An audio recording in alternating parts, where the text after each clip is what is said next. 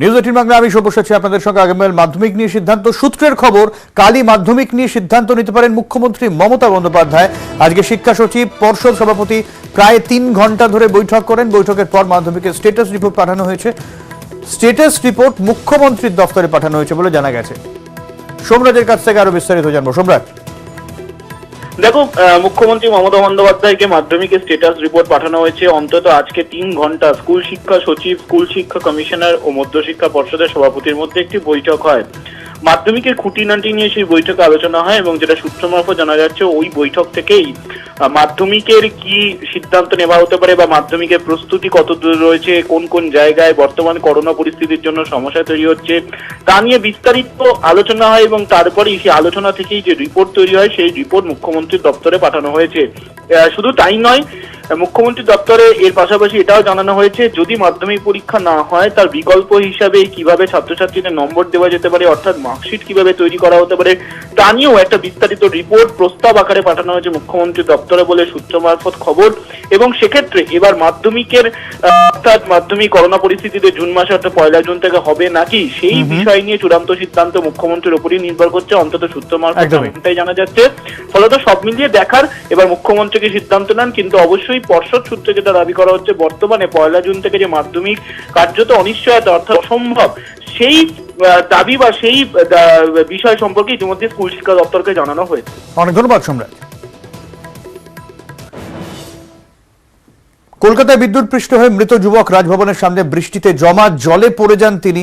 বিদ্যুৎপৃষ্ট হয়ে দীর্ঘক্ষণ পড়ে থাকেন। পরে উদ্ধার করে পুলিশ ও অ্যাম্বুলেন্স।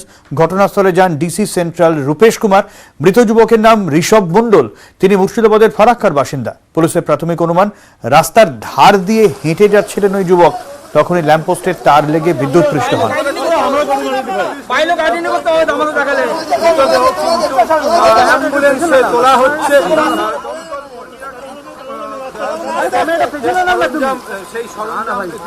বডি সঙ্গে একটা কার্ড পাওয়া গেছে। কার্ডে যে নাম মেনশন আছে ঋষভ মন্ডল, ফারাক্কা বাড়ি, 25 ইয়ার্স এজ।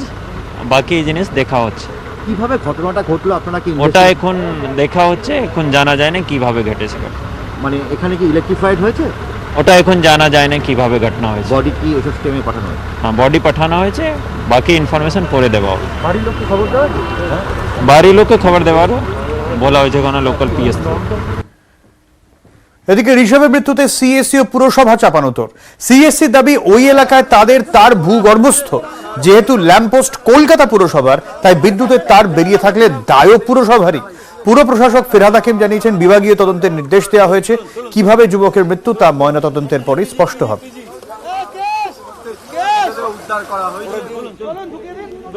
আর খুব স্বাভাবিকভাবে এই ঘটনা পৌঁছেছে ফারাক্কাতে ঋষভের বাড়িতে। ঋষভের আকস্মিক এই মৃত্যুর খবর পাওয়ার পর কান্নায় ভেঙে পড়েন তার পরিবারের লোকজন। আমি গেলাম আমার এক জানার সময় ও টিভিতে দেখেছিলাম, তারপরে জিজ্ঞাসা করলো যে ঋষভ আছে বাড়িতে, না এরকম বললাম।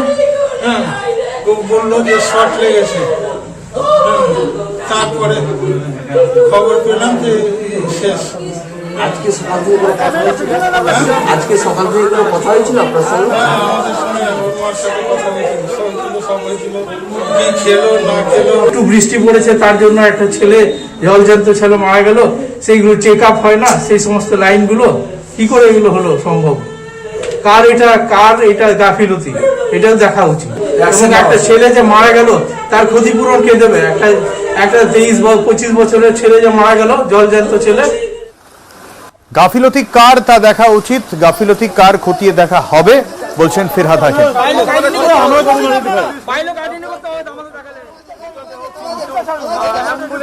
আমাকে ডিজি লাইটিং বললেন যে ওই সময় ওখানে পাওয়ার বন্ধ ছিল, তাহলে ওটা ইলেকট্রিকিউশন বা বিদ্যুৎ পৃষ্ঠ হলো কি করে, নাকি সেই সময় বাজ পড়ে মারা গেল, নাকি হার্ট অ্যাটাকে মারা গেল, এটা পিএম না হওয়া পর্যন্ত আমরা বুঝতে পারবো না। ওখানে ট্যাবিং ছিল, সেটা নিয়ে এফআইআর করে দিন। ডিপার্টমেন্ট করে না, ওনারা নিজেরা ইনকোয়ারি করে আমাকে রিপোর্ট দেবে। আগের চেয়ে আরো বেশি সংক্রামক ভারতে করোনার নতুন স্ট্রেন, রীতিমতো উদ্বেগজনক। আশঙ্কা প্রকাশ বিশ্ব স্বাস্থ্য সংস্থার। নতুন স্ট্রেনে দ্রুত ছড়াচ্ছে সংক্রমণ, ভ্যাকসিন যুদ্ধে বদলাচ্ছে ভাইরাসের চরিত্র। সতর্কবার্তা হু এর। গবেষকরা বলছেন ভারতে করোনার নতুন স্ট্রেন অতি সংক্রামক, সাধারণ ভাইরাসের চেয়ে প্রায় দ্বিগুণ ছোঁয়াচে। গবেষকরা বলছেন এই ভাইরাস আরো কঠিন অসুখ ডেকে আনতে পারে, ধ্বংস করে দিতে পারে আগে সংক্রমিতদের রোগ প্রতিরোধ ক্ষমতা।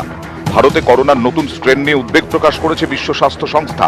এক সাক্ষাৎকারে কথা জানিয়েছেন বিশ্ব স্বাস্থ্য সংস্থার প্রধান বিজ্ঞানী Soumya Swaminathan. It does appear to be more transmissible, at least as highly transmissible as the B117, which we know from experience in the UK really took off last year in October, November, and spread very, very quickly. So it's highly transmissible, maybe up to 1.5 to 2 times more than the normal virus.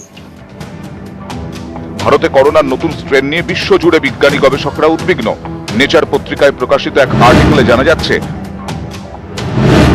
গত বছর অক্টোবরে ভারতে প্রথম B1617 variant চিহ্নিত করা হয়। B1617 ভ্যারিয়েন্টকেই ভারতে দ্বিতীয় দফায় করোনার বাড়বাড়ন্তের জন্য দায়ী করা হয়। এই ভ্যারিয়েন্টের ভাইরাসের স্পাইক প্রোটিনে 8টি মিউটেশন রয়েছে। এর মাধ্যমেই শরীরের কোষে ঢুকে পড়ে মারণ ভাইরাস। সেই ভ্যারিয়েন্টকেই বিশ্বব্যাপী উদ্বেগের বিষয় হিসেবে চিহ্নিত করা হয়েছে। ভারতের পর B1617 ভ্যারিয়েন্ট আরও 40টি দেশে ছড়িয়ে পড়েছে।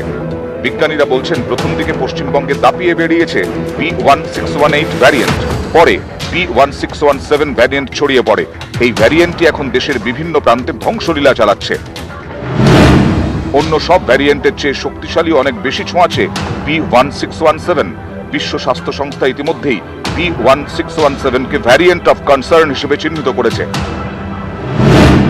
টিকায় কি করোনা মোকাবিলা সম্ভব? বিজ্ঞানীরা বলছেন এই ভ্যারিয়েন্টের বিরুদ্ধে অ্যান্টিবডি কম কাজ করে। ভারতে যে 2 ধরনের টিকা মিলছে তাতে ডাবল মিউট্যান্ট বিনাশ সম্ভব কিনা সে বিষয়ে এখনই কোনো তথ্য সামনে আসেনি। তবে করোনায় আক্রান্ত হওয়ার পর চরম অসুস্থতা এড়াতে ভালো কাজ করছে টিকা। Some people quote cases that X and Y got infected after 2 doses of the vaccine, so why bother to take the vaccine? No, so extremely effective against causing severe disease, but not fully effective against preventing infection. So I think the message is take the vaccine as soon as it's available. Whichever vaccine is available, as soon as you're eligible, get it. That's going to protect you from getting into that ICU. করোনার ভারতীয় strain নিয়ে সতর্ক বিজ্ঞানীরা। B1617 স্ট্রেনের চরিত্রের দিকে নজর রাখছেন বিশ্বের গবেষকরা। নিউজ 18 বাংলা।